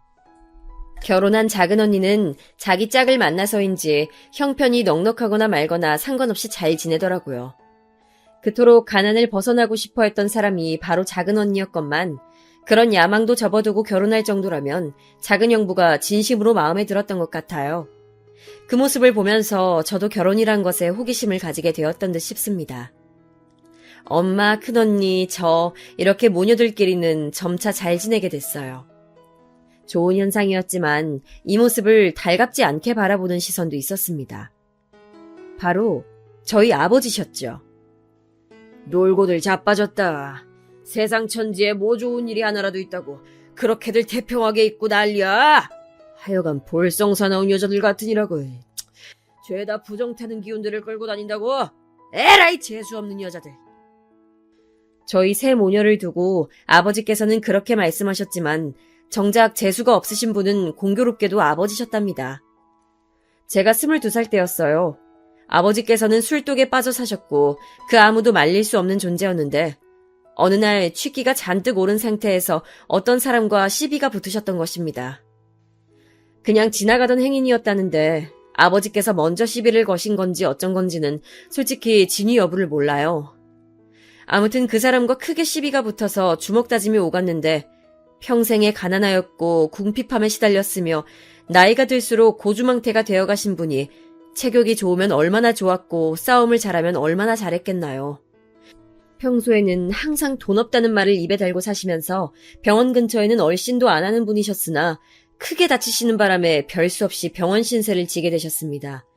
그때 놀라운 일이 벌어졌어요.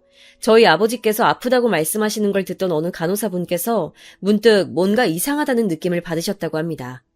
그래서 혼자 생각만 하시다가 아버지의 퇴원을 하루 앞둔 날에 엄마랑 저한테 다가오셔서 말씀을 해주셨던 거예요. 웬만하면 정밀검사를 따로 받아보시는 게 어떻겠냐고 말이죠. 아버지께서 하도 돈이 없다고 먹고 죽을래도 돈은 없다고 하시면서 병원 놈들은 전부 돈독이 오른 도둑놈들이라고 하시면서 추가 검사를 안 받으신 상태였거든요. 그냥 눈에 보이는 상처들을 치료하고 소독하고 입원하면서 잠시 심신을 달랜 정도였죠. 그런데 그 병실 담당 간호사분께서 그렇게 말씀하시니까 엄마는 덜컥 겁이 나셨던 것입니다. 평생을 아버지로부터 시달려 오신 분이었으나 결코 모질어지실 수가 없었나 봐요. 빚을 내서라도 아버지의 정밀검사를 해드려야겠다고 엄마는 그렇게 말씀하셨고 저는 따를 수밖에 없었네요. 아버지를 설득해서 간신히 각종 검사를 받았는데 정말 놀랍게도 아버지의 건강 상태가 몹시 안 좋다는 사실이 밝혀졌습니다. 어느 정도였냐고 하면 진료실의 의사가 말하기를 큰 병원에 가보셔야겠다고 단적으로 권장을 할 정도였습니다. 심각하단 얘기였죠. 그 길로 검사 결과를 가지고 대학병원을 갔어요. 이렇게 큰 병원에서는 돈이 얼마나 들지 하는 걱정이 앞섰던 것은 사실이네요. 부끄럽지만 그랬습니다. 하지만 그런 감상은 아버지가 받으신 시한부 선고 앞에서 모두 사그러들었습니다.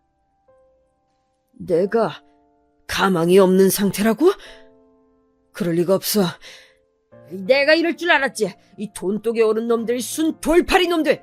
그렇게 말하고 돈을 뜯어갈 셈이겠지. 내가 그 수를 못 읽었을 줄 알고 가망이 없다고 말해놓고서는 값비싼 치료 방식을 내밀 거란 거 내가 다 알고 있어. 아버지께서는 코웃음을 치셨지만 그런다고 해서 현실이 바뀌는 것은 아니었습니다. 의료진이 사뭇 진지한 얼굴로 사안을 직접 전달하러 아버지를 찾았을 때 그제서야 아버지께서는 상황을 인지하시고 표정을 바꾸셨지요. 저는 태어나서 그렇게 절망에 빠진 아버지의 표정을 그때 처음 보았습니다. 아버지께서는 아무렇게나 사신 분이셨으나 삶에 대한 애착만큼은 강한 분이셨어요. 그 사실을 당신의 마지막 시간을 보내고 계셨던 아버지를 지켜보면서 깨달을 수 있었죠. 더 살고 싶어 하셨습니다. 이렇듯 허망하게 생을 마감할 수는 없다며 몸부림을 치셨습니다. 그러나 그럴수록 얼마 남지 않은 여명이 아버지의 숨통을 조여왔어요. 이렇게 죽을 줄 알았다면, 이때까지만 살 줄 알았다면 내가 그렇게 살진 않았을 텐데. 왜 인생이란 것이 나처럼 어리석은 자에게 허락이 되어서 그토록 허망하게 쓰여졌는가. 아버지께서 공허한 눈빛으로 병실의 천장을 바라보며 그렇게 중얼거리셨을 때 저는 그 곁에 있었습니다. 그렇게나 올곧은 목소리를 내실 줄 아는 분이라는 걸 그때 처음 알았네요. 삶을 논하는 철학자처럼 보이기도 했습니다. 만일 아버지라는 사람이 다른 환경에서 살았다면 지금과 같은 말로를 맞이하는 일은 절대 없었을 거라는 출처모를 확신마저 들었더랬지요. 처음으로 아버지가 안쓰러웠고 가여웠습니다. 아버지 때문에 벌벌 떨면서 두려움 속에 잠겨 지내야 했던 어린 시절의 기억들을 가지고 있는 저였으나 그랬던 괴로운 과거마저 아버지의 죽음 앞에서는 초연한 빛으로 퇴색이 되었습니다. 아버지는 저에게 당신의 과오에 대해 용서를 구하신 적이 없었고 그럴 뿐도 아니셨지만 저는 멋대로 아버지를 용서해버렸어요. 그런 덕분에 제법 홀가분한 심정으로 아버지를 떠나보낼 수 있었던 것 같아요. 아버지께서는 병원에서 초기 예상했던 것보다 더 일찍 돌아가셨습니다. 그 마지막은 갑작스럽기까지 해서 저희 가족들은 전부 다 얼이 빠져 있었어요. 장례식장에서도 아버지의 죽음이 실감나지 않아서 멍하게 있을 정도였죠. 그런데 또 엄청난 일이 벌어지려 하고 있었습니다. 아버지의 발인날에 찾아온 지각생 조문객이었어요. 대체 누구인가 했더니 바로 엄마의 오빠 되시는 분이었습니다. 제 외삼촌이요. 저는 8살이었나? 그때 외삼촌을 마지막으로 보고 그 후로는 만난 적이 없었습니다. 애초에 외갓집이 왕래가 잦았거나 의지할 만한 곳이었다면 아버지께서 그토록 엄마를 못살게 굴진 않으셨을 거예요. 아버지께서는 치사하게 너는 제대로 된 가족도 없는 처지라며 엄마를 조롱하곤 하셨습니다. 외갓집은 거리가 아주 멀었던 데다가 외할아버지와 외할머니께서 일찍이 엄마와 절연하다시피 하셨었기 때문이에요. 엄마의 유일한 형제인 외삼촌과도 가깝지 않았습니다. 외할머니께서 돌아가셨을 때 장례식장에 엄마는 큰언니만 데리고 갔었기 때문에 저는 가지 못했습니다. 그 후로는 아예 외갓집 소식을 듣는 일이 없었네요. 그랬건만 갑자기 외삼촌이 불쑥 등장하시다니 무슨 영문인가 싶었습니다. 그런데 아버지를 납골당에 모셔놓고 나서 외삼촌이 저희 모녀에게 놀라운 이야기를 해주시는 거예요. 외할아버지께서 아주 옛날부터 갖고 계신 땅이 있는데 외할머니께서 돌아가시고 난 직후에 그 땅에 바로 옆 땅을 추가로 조금 더 구입해 놓으셨었다고 합니다. 이제 당신마저 떠나고 나면 찾아갈 부모가 없는 외삼촌과 엄마를 생각하면서 전 재산을 털어서 작게 땅을 더 구입해 놓으셨던 거래요. 그런데 외할아버지께서 단순히 그런 의도로 구입하셨던 땅이 수지를 맞은 것입니다. 단적으로 표현을 하자면 인생 역전 수준이라고나 할까요? 그 엄청난 얘기를 듣는데 도저히 믿어지지가 않아서 엄마랑 저희 자매는 서로의 얼굴만 쳐다봤어요.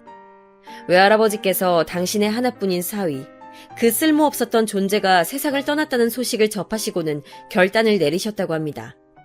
그 땅, 외삼촌과 엄마에게 균등하게 나눠주기로요. 그 가치가 더욱 오를 일만 남은 그 엄청난 땅을 말입니다. 여기까지만 해도 놀라웠는데 갑자기 외삼촌이 수심 깊은 얼굴로 엄마를 향해 이런 말씀을 하시는 거예요. 내가 여기까지 오는 내내 생각을 해봤는데 아무래도 나보다는 네가 더 많이 갖는 게 맞는 것 같다. 나보다 네가 더 고생하며 살아왔잖아. 우리 어머니 떠나실 때 네 생각으로 애달파 하셨다는 거 내가 알아. 그리고 아버지의 아픈 손가락이 바로 너잖아. 암만 해도 나는 너랑 똑같이 그걸 나눠 가질 수가 없다. 네가 더 많이 가져라. 이건 한 번도 오라비 노릇을 제대로 해본 적이 없던 이 오라비의 진지한 부탁이다. 어떻게 이런 일이 저희 가족에게 일어날 수 있는지 너무 엄청난 이야기를 연속으로 들어버리니까 실감이 안 나더라고요. 시간이 좀 지나서 상황이 정리가 되고 나니까 받아들여졌어요. 저희 집 팔자가 고쳐졌다는 사실이 말입니다. 그렇게 되고 나서 큰언니가 시집을 갔어요. 큰형부는 집안이 크게 유복하진 못해도 경제적인 어려움은 딱히 없이 살아온 곳이었습니다.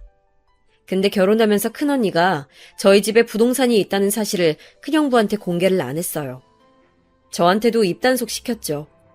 왜 숨기냐고 하니까 굳이 지금은 말할 필요가 없어서 그렇다고 대답하더라고요. 굳이 알리지 않아도 될 시기라면 알리지 않는 편이 현명하다고 말을 하는 큰언니의 판단력이 왠지 멋져 보였습니다. 큰언니는 저희 가족 중에서 가장 머리가 똑똑한 사람이었기 때문에 그렇게 판단을 내린 데엔 반드시 그럴 만한 이유가 있을 거란 짐작이 들었어요. 큰언니가 결혼하고 나서도 저는 아직 짝이 없었습니다. 연애라면 딱 2번 해본 바가 있었으나 크게 감흥이 없어서 헤어졌어요. 그러다가 제가 어느 날 저의 진짜 인연인지 아닌지 궁금해지는 상대가 등장했습니다. 직장 근처의 식당가에서 처음 마주친 사람이었는데 한번 의식하고 나니까 자꾸만 눈에 들어오더라고요. 다음 날도 그 다음 날도 자꾸만 신경이 쓰였죠. 혹시 내가 도끼병이라도 걸렸나? 저 사람은 아무 생각 없이 밥만 먹을 뿐인데 나 혼자 계속 착각하는 게 아닐까? 며칠이 지나자 저는 이런 생각이 들어서 그만 우울해졌습니다. 하지만 그건 저의 착각이 아니었다는 것이 곧 밝혀졌습니다. 왜냐하면 어느 날 그 사람이 저한테 먼저 다가오더니 만나는 남자친구가 따로 있냐고 물어왔거든요. 그 순간 심장이 미친 듯이 뛰었고 저는 그래서 그 사람을 제 운명적인 상대로 받아들였습니다. 그렇지 않고서야 그 순간이 그렇게까지 극적일 수는 없는 노릇이었어요. 그 사람은 제가 솔로라는 것을 알고 나서부터 저에게 적극적으로 들이댔는데 저 또한 적극적으로 그 사람을 받아주었어요. 말이 좀 웃기죠? 서로가 잘 통해서 금세 연인 관계로 발전하게 되었다는 뜻입니다. 그 사람하고 있으면 편안하다거나 그런 포근한 기분은 느끼지 못하였으나 기분이 색달랐고 뭔가 재미를 느낄 수 있었어요. 그 사람은 꽤나 달변가였는데 제가 지니지 못한 면모들을 많이 가지고 있었거든요. 거침없는 성격 같은 게 멋져 보이기도 했습니다. 서로 진지한 이야기를 주고받을 정도로 가까워졌을 때 저는 저희 집 이야기를 꺼내들었어요. 가난하고 무식한 집안에서 태어나 죽도록 힘들었던 유년 시절이라든지 외롭고 힘들었던 그때의 기억들이라든지 주로 그런 것들을 나눴죠. 아버지께서 돌아가시고 나서 남겨진 엄마와 더욱 애틋한 모녀지간이 되었다는 것까지 이야기를 해주었습니다. 부동산으로 수지 맞은 이야기는 빼놨어요. 큰언니의 말 맞다나 굳이 안 꺼내도 될 시기라면 하지 않는 게 현명한 것 같아서 그랬습니다. 앞으로 내가 너의 마음에 남아있는 그 뚫려있는 공백들을 전부 채워줄게. 나한테 와라. 우리 이미 사귀고 있잖아, 오빠. 내가 이미 오빠의 여자라는 걸 몰라서 그런 소리 하는 거야? 그런 의도로 하는 소리가 아니야. 나한테 진짜로 와달라고 하는 거야. 나한테 시집 와. 내가 잘해줄게. 너 하나만큼은 내가 책임지고 먹여 살려준다. 지금 생각해보면 진짜 멋대가리 하나 없는 멘트였는데 그때는 홀라당하고 즉시 넘어가 버렸더랬죠. 그 분위기에 취해서 그랬던 것인지 어쨌는지는 모르겠으나 저는 결혼에 대한 생각을 품고 있었고 마침 그 사람이 그렇게 말을 해오니까 마음이 기울고 말았던 것 같아요. 어쩌다 보니까 어영부영 결혼이 진행되게 되었고 이듬해 저는 결혼해서 그 사람의 아내가 되었으며 그 사람은 저의 남편이 되었습니다. 제가 결혼할 때 작은 언니는 멀리 집을 이사가느라 정신없이 바빴고 큰 언니는 임신 사실을 알게 된 직후였기 때문에 깊은 관심을 받진 못했어요. 결혼하고 나서도 엇비슷했던 것 같네요. 언니들이 다 자기 생활에 너무 바빴기 때문에 왕래를 자주 하기란 무리였고 다만 저는 엄마와 연락을 거의 매일 하면서 지냈습니다. 시댁이 신혼집에서 멀지 않았기 때문에 일주일에 한 번꼴로 찾아가 뵈었는데 겉으로는 아닌 척 굴었지만 속으로는 불편했어요. 왜냐하면 결혼 전에 그 시댁 식구들이 저를 얼마나 탐탁지 않아 있는지 제가 다 봤었기 때문이죠. 그게 자꾸만 속에 남아서 저를 괴롭혀댔습니다. 솔직히 말해서 시댁 집안도 크게 별 볼 일은 없는 수준이었건만 저희 친정 집안을 얕잡아 보면서 형편이 빈약한 너희 집안이라는 등 그런 식으로 아주 함부로 말씀들을 하셔서 제가 기분이 몇 번 상했었어요. 그래서 겉으로는 수더분한 새 식구인 척 굴었지만 속으로는 시댁 식구들을 별로 안 좋아하고 있었습니다. 그럼에도 계속 종종 시댁을 찾아갔던 것은 남편이 그걸 원했기 때문이었어요. 결혼 직후에는 안 그랬는데 어쩌다 보니 많은 주도권의 흐름이 남편에게로 넘어가 있었습니다. 특히나 제가 호르몬 질환 때문에 직장을 쉬게 된 이후로는 더 그러했던 것 같아요. 제가 벌지 않고 남편에게 돈을 받아서 쓰니까 이상하게 을이 된 기분이 들었습니다. 남편은 철저한 갑이었고요. 부부임에도 사람 관계라는 게 돈이 얽히면 그렇게 될 수 있다는 것을 깨우쳤네요. 이래서 사람이 떳떳하려면 경제력이 있어야 하나 보다. 내가 친탁을 해서 건강 문제가 있을 수 있으니 되도록 조심하면서 이렇게 몸이 안 좋은 징조가 보일 때는 반드시 쉬라고 엄마가 하도 성화를 부리니까 일을 쉬고 있긴 한데 몸은 편할지라도 마음은 영 불편하네. 그래도 한 가지 장점이랄 게 있다면 제가 일을 쉬면서 집에 있는 것을 남편이 싫어하지는 않았다는 것이려나요? 저에게 빨리 재취업해라, 건강은 언제 회복되는 것이냐 이런 식으로 채근을 한 번도 하지 않았으니까요.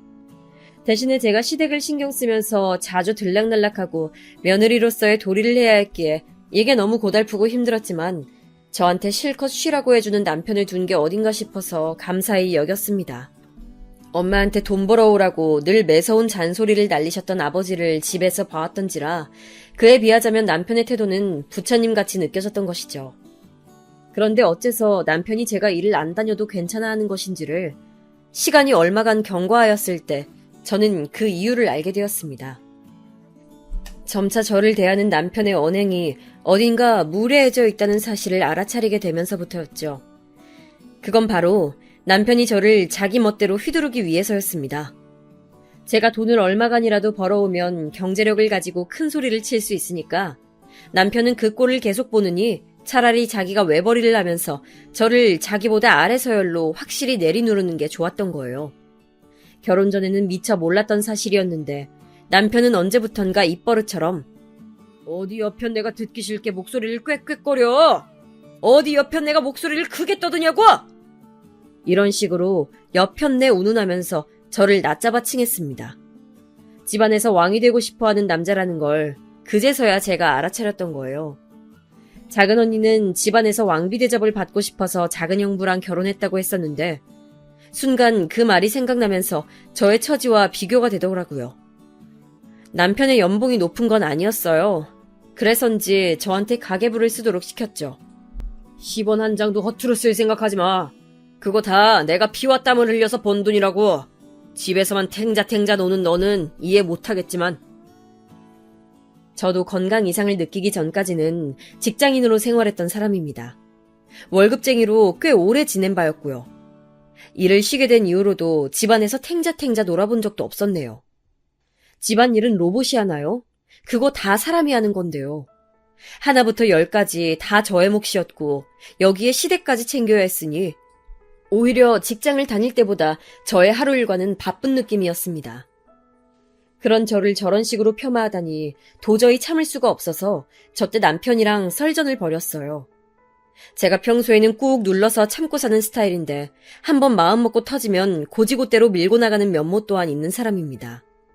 그래서 남편한테 맞섰고 남편의 부조리함을 조목조목 따지면서 반박했어요. 그랬더니 할 말이 없는지 나중에는 그 입이 조개처럼 다물리더라고요. 그런데 이걸 두고 남편이 분하게 여기고 있었던 것 같아요. 그 이후로는 저의 비위를 잘 맞추려고 하는 모습은 분명 보이고는 있는데 제 꼬투리를 잡고 싶어서 안달이 난 모습 역시도 저는 볼 수 있었거든요. 저는 남의 눈치를 살피면서 기분을 파악하고 노선을 정하는 일이라면 지독하게 가난하면서 화목하지도 않았던 집안에서 태어난 저에게 어렵지 않은 행위였습니다. 저한테 태어나지 않았어도 될 뻔했다며 대놓고 말했던 부모 아래서 자란 자식이 전데 이런 저한테 덤비기에는 남편의 기질은 한참 부족했죠. 다만 겉으로는 제가 수도분하게 짝이 없는 사람이니까 티가 안 났을 뿐이죠. 시댁 식구들의 은근한 시집살이 왕노릇하면서 대접받고 싶어하는 남편의 욕구 또한 저 스스로 익숙해져 가려고까지 하면서 눈을 감아주었건만 남편은 기어이 그 선을 스스로 넘어버리고 말았습니다. 대망의 사건이 터진 것은 남편이 제가 쓴 가계부를 어느 날 유심히 들여다보면서부터였죠. 매달 10만 원에 마이너스 표시가 되어 있는 건 뭐야? 교회에다가 11조라도 하냐? 어디다가 10만 원씩이나 꼬박 쓰는 건데 이거 대체 뭐야? 저는 별것 아니라고 둘러대면서 그냥 쓴 금액의 총액에서 일부를 10만 원이라 표시해뒀을 뿐이라고 했지만 남편의 눈총을 걷어낼 수는 없었습니다. 그냥 넘어가도 될 것을 자꾸만 저한테 캐묻길래 저도 조금은 울컥해서 진실을 토해냈죠. 그거 우리 엄마 용돈 드린 거야. 10만 원이라 약소한 금액이지만 그래도 용돈을 드린다는 것에 의의를 두고 싶어서 그랬어. 설마 하니 자기 장모한테 들어간 고작 10만 원의 용돈 가지고 뭐라고 할 사람은 아니라고 생각했어요. 그러나 그건 저의 엄청난 희망사항이었을 뿐이었죠. 남편이 갑자기 얼굴을 시뻘개지더니 저한테 막 화를 내기 시작하는 겁니다. 장모님한테 지금까지 매달 드리고 있었다는 거야? 나한테 상의도 없이? 내가 벌어온 돈을 네가 감히 멋대로 그런 용도로 써버려? 게다가 네가 뭔데 10만 원을 약소한 금액이니 뭐니 짓거려? 이 옆편 내가 제정신이 아니네. 당장 용돈 드리는 거 그만둬! 다른 사람도 아니고 우리 엄마한테 그거 용돈 드린 것 가지고 지금 이런다는 게 나 이해가 안 돼. 나는 네가 이해가 안 간다. 네가. 너 네 집 식구들하고 왕래하는 것부터 끊어. 하등 도움이 안 되잖아. 받아 처먹기만 하는 네 집 식구들 그 거지 집단한테서 나는 질릴 대로 질렸어. 너 진짜 그러다가 나한테 이혼당하고 싶냐? 어? 이혼당하고 싶어서 환장했어? 남편이 흥분해서는 저한테 으름장을 놓았고 저는 그런 때일수록 오히려 침착해졌습니다. 제 가슴이 싸늘하게 식었다는 것을 스스로 느낄 수 있었어요. 그리고 저는 남편에게 방금 말실수한 것을 사과하라고 했습니다. 그랬더니 남편이 막 웃었어요. 사과? 사과 좋아하시네. 너야말로 당장 나한테 사과해. 내 돈 10만 원. 지금까지 멋대로 써서 미안하다고 사과하라고. 이 여편네야. 안 그러면 이혼일 줄 알아. 제가 이혼이라는 카드에 겁이라도 집어먹은 줄 아는 모양이었어요. 웃긴 일이었죠. 그래서 저는 남편에게 사과하는 대신에 이혼하자는 대답을 해줬습니다. 그런 저를 남편은 센 척한다며 비웃었지만 저는 진짜로 이혼 서류를 준비했어요. 제가 먼저 도장을 찍었죠. 일이 이렇게 될 줄 몰랐는지 남편은 머뭇거렸고요. 왜? 나랑 이혼하기 싫나 봐? 사실은 내가 너무 좋아서 죽겠고 놓치기 아까운 여잔가 봐? 제가 도발했더니 역시나 남편은 욱하는 성질머리대로 즉각 도장을 찍었습니다. 저는 이혼 절차를 밟고 나서야 굳이 공개하지 않았던 사실을 알려주었습니다. 친정집이 사실은 엄청난 부동산 부자라는 걸 말이에요. 제가 지도 앱을 켜서 대강 위치를 보여주며 말했습니다. 여기서부터 저기까지 다 우리 집 땅이야.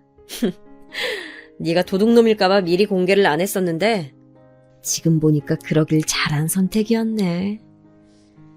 처음에는 믿지 않았던 남편이었으나 제 말이 사실이라는 걸 알고 나자 바로 저에게 무릎을 꿇었습니다. 한 번만 봐달라면서 애처롭게 빌더군요. 그렇게 눈물 콧물을 다 흘릴 줄 아는 남자였다니 정말 놀라웠습니다. 하지만 제 결심을 번복할 작정이었다면 저는 이혼 서류를 작성하기 전에 친정 재산을 공개했을 거예요. 아예 빼도 박도 못하게 이혼하고 남편을 후회하게 만들고 싶었기 때문에 그리 진행했었던 거죠. 남편은 물론이고 시댁 식구들까지 가세해서 저의 바짓가랑이를 붙잡았지만 저는 뒤도 안 돌아봤습니다. 그렇게 이혼을 해서 완전히 남남이 됐죠. 순간적인 감정에 휩쓸려서 영 이상한 놈과 결혼까지 했던 저의 미숙함을 반성했어요. 실패가 있기에 빛나는 성공이 있을 거라고 믿으면서 금세 기운을 차렸지만 말이죠.